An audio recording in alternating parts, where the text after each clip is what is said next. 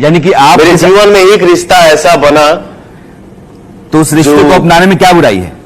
Sir वो कैसे अपना सकता हूं, वो इस धरती पे वो है ही नहीं।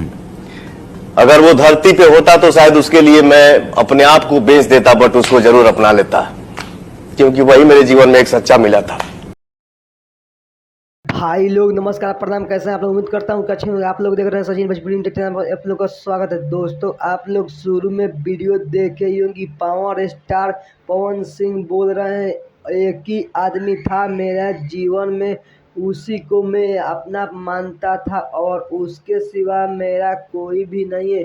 वो खुलेआम बोल रहे हैं। आप लोग स्क्रीन पर वीडियो देख सकते हैं कि पावर स्टार खुलेआम बोल रहे हैं और ज्योति सिंह बता रही है कि इंटरव्यू में एक वो सोशल मीडिया पर तेजी से वायरल हो रहा है कि पवन सिंह और अक्षरा सिंह का संबंध है और पवन सिंह और अक्षरा सिंह एक साथ रिलेशनशिप में रहा करते थे।